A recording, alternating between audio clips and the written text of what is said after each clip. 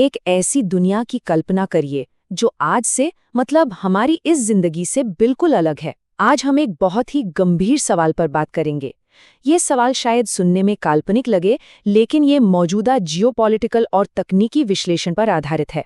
सवाल ये है कि अगर कभी तीसरा विश्व युद्ध हुआ तो वो कैसा दिखेगा। तो चलिए इस सवाल की तह तक जाते हैं। देखिए, सबसे पहले ये समझना जरूरी है कि ऐसा कोई भी संघर्ष इंसानियत ने आज तक जो कुछ भी देखा है उससे बिल्कुल अलग होगा। ये सिर्फ तोपों और टैंकों की लड़ाई नहीं होगी, नहीं, ये उससे कहीं ज्यादा, कहीं भयानक होगा। युद्ध का चेहरा आप कह सकते हैं पूरी तरह से बदल गया है। वो जमाना गया जब सिपाही खंदकों में लड़ते थे। भविष्य का युद्ध एआई से चलने वाले ड्रोन्स के झुंड लड़ेंगे।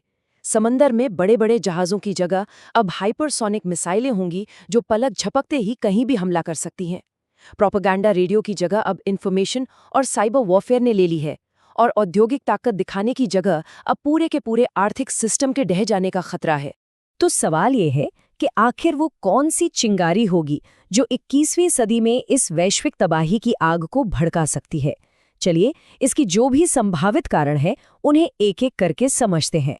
एक्सपर्ट्स का मानना है कि ये चिंगारी कहीं से भी लग सकती है। हो सकता है किसी छोटे रीजनल वॉर में दो बड़े देश अलग अलग पक्षों का साथ दे रहे हों और बात हाथ से निकल जाए, या फिर किसी देश के पावर ग्रिड या फाइनेंशियल सिस्टम पर एक बड़ा साइबर हमला हो जाए।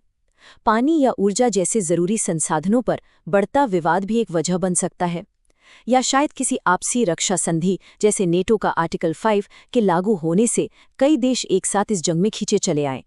और एक सबसे नया और शायद सबसे डरावना खतरा है एआई से होने वाली कोई गलती, कोई मिसकैलकुलेशन जो अपने आप में एक युद्ध शुरू कर दे। और ये सब कितनी तेजी से हो सकता है इसकी हम कल्पना भी नहीं कर सकते। एक छोटा प्रॉक्सी संघर्ष, उसके जवाब में साइबर हमले, फिर कोई देश अपनी संधि के तहत सहयोगियों को बुलाता है, और बस देखते ही देखते दुनिया की सबसे बड़ी ताकतें सीधे एक दूसरे के आमने सामने होती हैं। ये तनाव बढ़ने की एक बहुत ही खतरनाक सीढ़ी है जिस पर कोई भी गलत कदम तबाही ला सकता है। अब बात करते हैं युद्ध के मैदान की, जो अब सिर्फ जमीन, हवा या पानी तक सीमित नहीं रहा। आज का युद्ध क्षेत्र डिजिटल दुनिया और हमारी असल दुनिया में एक ही समय पर मौजूद है। 40 ट्रिलियन। जरा इस नंबर के बारे में सोचिए। ये दुनिया भर में उन डिजिटल कनेक्शन पॉइंट्स की अनुमानित संख्या है जिन पर हमला हो सकता है। इसमें सैटेलाइट्स, पावर ग्रिड, बैंक और हाँ, हमारे हाथ में मौजूद फोन भी शामिल हैं। हमारा पूरा ग्लोबल डिजिटल इंफ्रास्ट्रक्चर एक बहुत बड़ा और बहुत ही कमजोर टारगेट है। और यहीं पर एआई वॉरफेयर का खतरनाक कॉन्सेप्ट सामने आता है। इसका मतलब ये है कि मशीनें खुद हथियार चलाएंगी, वो भी इंसानी सोच से लाखों गुना तेज। वे बिना किसी इंसान के आदेश के साइबर हमले करेंगी। अब सोचिए, जब इंसान इस फैसले की प्रक्रिया से ही बाहर हो जाए तो एक छोटी सी गलती भी पूरी दुनिया को विनाश की तरफ धकेल सकती है। और बात सिर्फ डिजिटल हमलों तक ही सीमित नहीं है। नई हथियार टेक्नोलॉजी जैसे कि हाइपरसोनिक मिसाइलें, इन्होंने फैसला लेने का वक्त लगभग खत्म ही कर दिया है। 1 घंटे से भी कम समय में दुनिया के किसी भी कोने में हमला हो सकता है। ऐसे में जवाबी कार्रवाई का फैसला लेने के लिए कुछ मिनट भी नहीं मिलेंगे, और इसी वजह से परमाणु युद्ध का खतरा बहुत बहुत ज्यादा बढ़ जाता है। तो अब हम इस विश्लेषण के उस सबसे स्याह मोड़ पर पहुंचते हैं जहां एक वैश्विक युद्ध हमारी आज की आधुनिक सभ्यता के पूरे सिस्टम को शायद हमेशा के लिए तबाह कर देता है। हमारे रोजमर्रा की जिंदगी के नींव कितनी नाजुक है। युद्ध शुरू होते ही ग्लोबल सप्लाई चेन टूट जाएगी। मतलब दुकानों तक खाना पहुंचना, अस्पतालों में दवाएं और गाड़ियों के लिए ईंधन, सब कुछ एक झटके में ठप हो जाएगा। और कम्युनिकेशन का क्या होगा?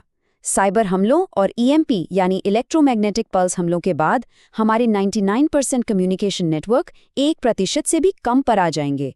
ना इंटरनेट, ना फोन, ना जीपीएस। पूरी दुनिया अचानक से चुप और अंधी हो जाएगी। एक सैन्य रणनीतिकार का ये कथन एक भयानक सच्चाई को सामने रखता है। एक ऐसी दुनिया की कल्पना कीजिए जहां अचानक सारी बत्तियां गुल हो जाएं और हर तरह की जानकारी का स्रोत बंद हो जाएं।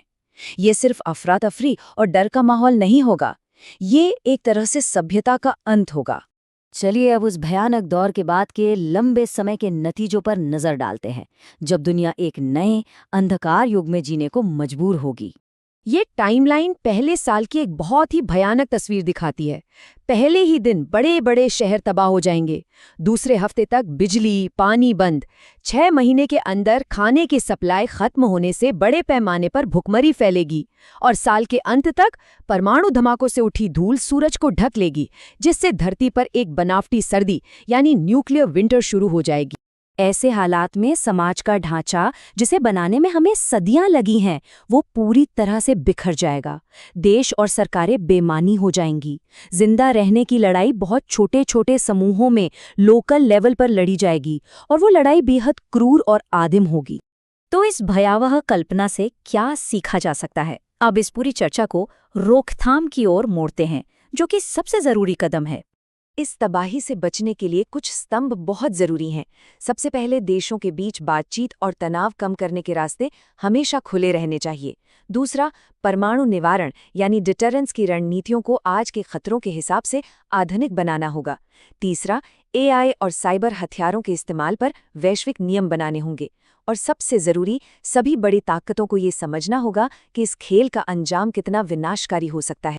तो इस पूरे विश्लेषण का जो निचोड़ है वो ये है कि एक आधुनिक वैश्विक युद्ध में कोई नहीं जीतता, हार सबकी होती है। इसलिए एकमात्र सही चाल ये है कि इस खेल को खेला ही ना जाए। इसे रोकना ही एकमात्र समझदारी का रास्ता है। और अंत में ये एक सवाल हमारे सामने छोड़ जाता है। जिस ग्लोबल सिस्टम पर हम सब निर्भर हैं, जो हमें एक दूसरे से जोड़ता है, क्या वो हमारी सबसे बड़ी ताकत है या युद्ध की स्थिति में हमारी सबसे बड़ी कमजोरी बन जाएगा? इस पर सोचना बहुत जरूरी है।